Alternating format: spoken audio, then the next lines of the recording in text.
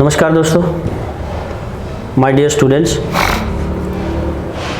आज का हमारा टॉपिक है सेफ्टी से रिलेटेड है और ये कंस्ट्रक्शन या इंडस्ट्री में दोनों में काम करता है। ये जो भी मैं आज समझाने जा रहा हूँ, थंबनेल आपने देख ही लिया होगा। What is stop work authority, SWA। बहुत कम लोग इसके बारे में जानते हैं, लेकिन एक दो हमारे जो यूट्यूबर हैं मेरे साथी, उन्होंने शायद इसके बारे में दिया हुआ है। मैंने एक वीडियो देखी थी, बहुत अच्छा था। फिर मेरे पास भी काफ़ी सारे मैसेज और कमेंट्स थे कि सर इसके बारे में थोड़ा सा बताइए एक दिन लाइव आके, तो इसीलिए मैंने तैयार किया है एक डॉक्यूमेंट, तो वही आप लोगों को शेयर कर रहा हूँ। Stop Work Authority is a program designed to provide employees and contract workers with the responsibility and obligation to stop work when a perceived unsafe condition or a behavior may result in an unwanted event. SWA stop work authority एक ऐसा document होता है, एक ऐसा programme होता है जो specially design किया गया है एम्प्लॉयज़ और जो ठेकेदार के वर्कर होते हैं, जो कॉन्ट्रैक्ट वर्कर होते हैं, उनको उनकी जिम्मेदारियां बताने के लिए और उनके फ़र्ज़ क्या हैं, उनकी ड्यूटीज़ क्या हैं, वो सभी बताने के लिए। इसीलिए क्योंकि बहुत सारे ऐसे अनसेफ एक्ट और अनसेफ कंडीशन होते हैं जिनकी वजह से अनवांटेड इवेंट्स मीन्स बहुत सारी दुर्घटनाएं ऐसी हो जाती हैं जो हम कभी नहीं चाहते हैं कि हमारे परिसर में, हमारी कंपनी पे, हमारे कंस्ट्रक्शन साइट में हो। इसलिए ये ज़रूरी होता है। A key element of a stop work authority program is a detailed set of written procedure। ये एक तरह का रिटन प्रोसीजर होता है, ये एक तरह का रिटन डॉक्यूमेंट होता है। इसमें रिस्पॉन्सिबिलिटीज बताता हूँ मैं आपको, किसकी क्या क्या रिस्पॉन्सिबिलिटी, रोल एंड रिस्पॉन्सिबिलिटी होती है। सबसे पहले बात करते हैं सीनियर मैनेजमेंट की, कि जो सीनियर मैनेजमेंट होता है, GM होते हैं, DGM होते हैं, AGM होते हैं, डायरेक्टर होते हैं, उनकी क्या रिस्पॉन्सिबिलिटी होती है। हालांकि ये एक स्टडी के हिसाब से मैं बता रहा हूँ, जो स्टडी में होता है उसमें सारे प्रोसेस बताने होते हैं, लेकिन स्टॉप वर्क अथॉरिटी में कभी भी ये सीनियर मैनेजमेंट, सुपरवाइजर, मैनेजर्स के बहुत कम रोल होते हैं। प्रैक्टिकली देखने में इनके रोल कहीं देखने को नहीं मिलते हैं।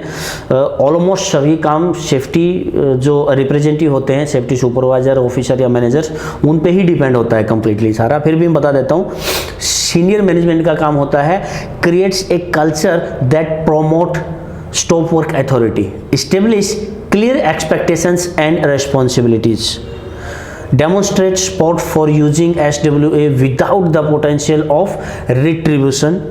इसमें ये कहना चाहते हैं कि जो हमारा वरिष्ठ प्रबंधन होता है, जो हमारा सीनियर मैनेजमेंट होता है, उनको एक ऐसे कल्चर का निर्माण करना होता है जो स्टॉप वर्क अथॉरिटी को बढ़ाए और जितने भी हमारे यहाँ कामगार हैं, जितने भी रिस्पॉन्सिबल पर्सन हैं, उन सभी को उनकी ड्यूटियाँ, उनसे जो एक्सपेक्टेशंस हैं, उनको क्लियर करे कि किस किस का क्या क्या काम, किसको अपनी जिम्मेदारियाँ निभानी है।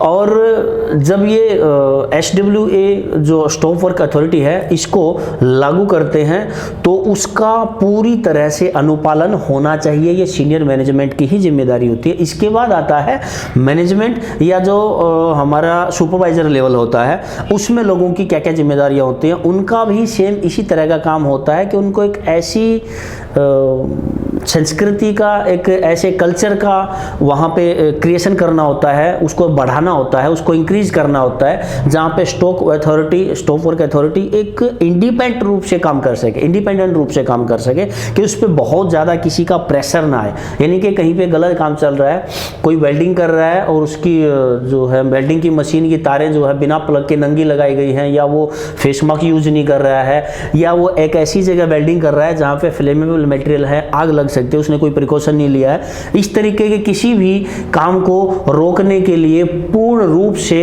स्वतंत्र होना चाहिए जिम्मेदार व्यक्ति। वो सेफ्टी सुपरवाइजर हो सकता है, वो सिविल इंजीनियर हो सकता है, वो मैकेनिकल मेंटेनेंस इंजीनियर हो सकता है, वो कोई भी हो सकता है। ये काम हमारा सुपरवाइजर और मैनेजमेंट लेवल का होता है। अब बात करते हैं कि इसमें HSC department, health safety environment जो डिपार्टमेंट जो है, उसकी क्या रिस्पॉन्सिबिलिटी होती है। तो इसमें स्पेशली HSC की रिस्पॉन्सिबिलिटी सबसे ज़्यादा ही होती है। इनका काम रहता है प्रोवाइड ट्रेनिंग प्रोवाइड कराएंगे, support, documentation, monitor of all SWA program, यानी कि मॉनिटर करना है कंप्लीटली SWA प्रोग्राम काम कर रहा है कि नहीं कर रहा, लोग फॉलो कर रहे हैं या नहीं कर रहे हैं।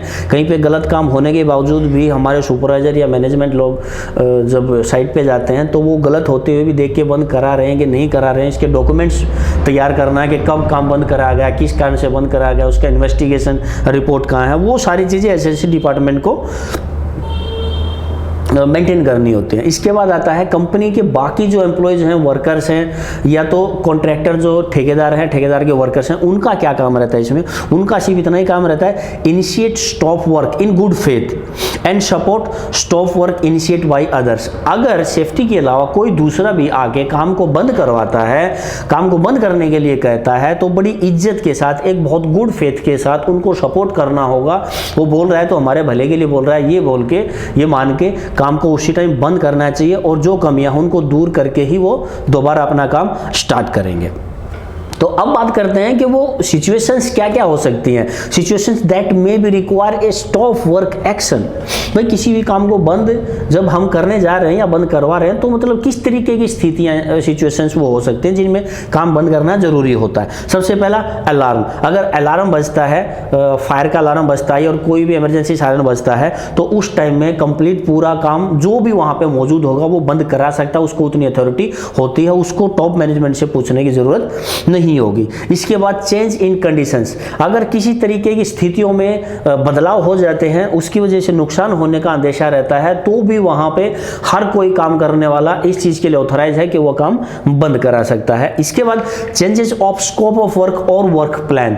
भाई काम के तरीके में या काम के प्लानिंग में अगर चेंजेस हो जाती है, यानी कि पहले से जिस काम की प्लानिंग की गई थी तो जो उसके हैजार्ड्स थे उसके अनुसार ही उसके सेफ्टी मेजर्स लिए गए थे, लेकिन काम की कंप्लीट प्लानिंग अगर चेंज कर दी जाए, काम की प्लानिंग या काम करने का तरीका ही चेंज कर दिया जाए तो हैजार्ड्स चेंज हो जाते हैं। हैजार्ड चेंज हो गए, उनके सेफ्टी मेजर्स चेंज हो जाते हैं, इसलिए ऐसे काम को अलाउ नहीं किया जा सकता। तो वहाँ पे स्टॉप वर्क की अथॉरिटी वहाँ हर एक कामगार को, सॉरी लेबर की बात नहीं कर रहे हैं, जो भी सुपरवाइजर है वो सिविल का हो सकता है, वो मेंटेनेंस का हो सकता है, इलेक्ट्रिकल का हो सकता है, वो प्रोडक्शन का हो सकता है, वो कोई भी हो सकता है, उसको अथॉरिटी होती है। इसके अलावा एक इमरजेंसी सिचुएशन, इमरजेंसी सिचुएशन में भी स्टॉप वर्क किया जा सकता है। इसके बाद इक्विपमेंट यूज इम्प्रॉपरली। अगर औजारों को गलत तरीके से इस्तेमाल किया जा सकता है तब भी काम को बंद करने की अथॉरिटी होती है, काम को बंद किया जा सकता है। इसके बाद लैक ऑफ नॉलेज, अनअंडरस्टैंडिंग और इन्फॉर्मेशन। गलत तरीके की जानकारी या गलत समझ के साथ में काम करना, या बहुत कम जानकारी के साथ या बिना जानकारी के साथ किसी भी तरह का काम करना। जैसे कि किसी ऑपरेटर को बहुत अच्छी जानकारी नहीं है, वो क्रेन चलाने लग जाए, वो फोर्कलिफ्ट चलाने लग जाए, वो जेसीबी मशीन, एक्सकावेटर चलाने लग जाए, या किसी को भी ड्रिल मशीन चलाने की जानकारी नहीं और ड्रिल मशीन चलाने लग जाए, तो ये गलत है। उसको भी काम बंद, उस तरह का काम भी बंद करने की अथॉरिटी होती है। इसके बाद नियर मिस इंसिडेंट अगर कहीं होता है तो तुरंत वहाँ पे काम बंद करा के उसका इंस्पेक्शन किया जाता है, तभी दोबारा काम स्टार्ट करते हैं। अनसेफ कंडीशंस, किसी भी तरीके की अनसेफ कंडीशन अगर हैं जिसकी वजह से हमें लगता है कि डेफिनेटली पक्का यहाँ पे कोई ना कोई बड़ा नुकसान होने वाला है, तो उस स्थिति में भी स्टॉप वर्क काम करता है, उस स्थिति में भी स्टॉप वर्क एक्शन लिया जाता है। अब इसके मैं आपको प्रोसेस बताता हूँ। स्टॉप वर्क अथॉरिटी का जो प्रोसेस है, जो प्रक्रिया है, उसमें कितने चरण होते हैं? उसमें 6 चरण होते हैं, उसमें 6 पॉइंट्स होते हैं। सबसे पहला होता है स्टॉप। जब भी कोई भी कर्मचारी हो, कोई ठेकेदार हो, अगर वो बात को नहीं मानता है या उसके आदमी गलत तरीके से काम कर रहे हैं या उनके काम करने के तरीके से अनसेफ कंडीशन पैदा हो रही है, खतरा पैदा हो रहा है, ज़्यादा हैजार्ड्स हमें दिखाई दे रहे हैं कि इनकी वजह से हो सकता है नुकसान हो सकता है, तो तुरंत हमें वहाँ पे काम को स्टॉप कर देना चाहिए। तो काम को बंद करना सबसे पहला चरण होता है। इसके बाद होता है सूचित करना, नोटिफाई करना। Notify affected personal and supervision of the stop work action if necessary stop work activity that are associated with the work area in question। जो प्रभावित कर्मचारी हैं उनको सूचित करना पड़ेगा, यानी कि जिनको नुकसान हो सकता है उस गलत अनसेफ एक्ट या अनसेफ कंडीशन या एक्टिविटी की वजह से जिनको नुकसान हो सकता है, जिनको रोकने की जरूरत है, तो उनको तुरंत नोटिफाई करना पड़ेगा, सूचित करना पड़ेगा। उनका जो सुपरवाइजर है उसको इसके बारे में अवगत कराना होता है। तीसरा जो चरण है वो होता है इन्वेस्टिगेट। हमने काम को बंद कर दिया, उसकी सूचना दे दी, इसके बाद होता है इन्वेस्टिगेट। हम छानबीन करेंगे, इन्वेस्टिगेट करेंगे कि भाई आपने ये गलत काम क्यों किया, किस कारण से किया, आप रूल फॉलो क्यों नहीं कर रहे थे, आपने सेफ्टी को नेग्लिजेंस क्यों किया, आपने इग्नोर क्यों किया, सेफ्टी रूल्स को फॉलो नहीं किया, पीपीई नहीं पहने थे, या कोई भी जो भी सेफ्टी के रूल या रेगुलेशंस हैं उनको नहीं माना, तो उसका इन्वेस्टिगेशन होगा क्यों, कैसा क्यों हुआ, ताकि फ्यूचर में दोबारा नहीं हो। तो उसके बाद आता है करेक्ट। करेक्ट यानी कि जो गलती हुई है फिर उसको इन्वेस्टिगेट करने के बाद हमें कमियां पता चलती हैं तो उसको फिर हमें करेक्ट करना होता है। Modification to the affected area will be made accordingly to the correction outline in the stop work assurance form. जो स्टॉप वर्क का हमारा एश्योरेंस फॉर्म होता है उस फॉर्म में सारी चीजें लिखी होती हैं, तो उसके अनुसार हमें क्या क्या उसमें सुधार करना है, क्या क्या मॉडिफिकेशन करना है, किस चीजों को करेक्ट करना है, वो उसमें कंप्लीट फॉर्म के अंदर हमें फिल करना होगा। उसके बाद पांचवा आचरण आता है रिज्यूम, यानी कि कार्य फिर से शुरू किया जाएगा। जब सारी चीजें हो जाएंगी, भाई हमने इन्वेस्टिगेट भी कर लिया, उसके बाद हमने उसके सारे करेक्शन भी कर लिए, करेक्शन करने के बाद तो दोबारा काम शुरू करना ही पड़ेगा, क्योंकि काम बंद करना हमारा काम नहीं होता है। तो उसके बाद काम फिर से शुरू हो जाएगा। और छठा होता है लास्ट, उसको फॉलो अप करना, यानी कि दोबारा इस तरीके की हरकत नहीं होनी चाहिए, तो उन चीजों को फॉलो अप करना, उसके लिए मीटिंग करना है, किसी को समझाना है, ट्रेनिंग देना है, किसी को नोटिस देना है, वो सारी चीजें करनी होंगी। ठीक है, तो स्टॉप वर्क अथॉरिटी का अभी मैं वर्बली थोड़ा सा आपको लास्ट में बता देता हूं। स्टॉप वर्क अथॉरिटी मतलब होता है कि हमारे टॉप मैनेजमेंट ने सेफ्टी के अलावा बाकी सभी इंचार्ज हेड को, बाकी सभी डिपार्टमेंट के हेड को भी अथॉरिटी दी है कि आपको अगर कहीं पे भी ऐसा लगे कि गलत तरीके से काम हो रहा है, काम गलत हो रहा है, या किसी के काम करने के तरीके से दूसरे किसी को नुकसान हो सकता है, गलत स्थितियां, इमरजेंसी सिचुएशंस पैदा हो सकती हैं, तो आप तुरंत काम को रोक सकते हो। सिर्फ आपको काम को रोकने की अथॉरिटी उसी सिचुएशन में दी जाती है जो सिचुएशंस काम रोकने के लिए डिफाइन की गई है, कि भाई इन स्थितियों में ही आप काम को रोक सकते। ऐसा नहीं है कभी भी मनमर्जी हो और आपने किसी कारण से काम रोक दिया, झूठ मूठ बोल गए। सच में ऐसा कुछ सिचुएशन आती है तो काम रोक सकते हैं। और उसके 6 चरण होते हैं, वो जैसा मैंने आपको बताया उसी तरीके से सबसे पहले हमको काम को रोकना है, फिर जो कंसर्न डिपार्टमेंट है, कंसर्न कॉन्ट्रैक्टर है, या जो सुपरविजन या मैनेजमेंट है, उसको हमें सूचित करना है। उसके बाद फिर हमें इन्वेस्टिगेट करना है। इन्वेस्टिगेट करने के बाद हम उसको करेक्ट करेंगे। करेक्ट करने के बाद फिर हम उसको दोबारा से काम को चालू करा देंगे। दोबारा से काम चालू कराने के बाद उसको फिर लगातार फॉलो अप करके रखना है, यानी इसको मॉनिटरिंग में रखना है। तो ये होता है स्टॉप वर्क अथॉरिटी।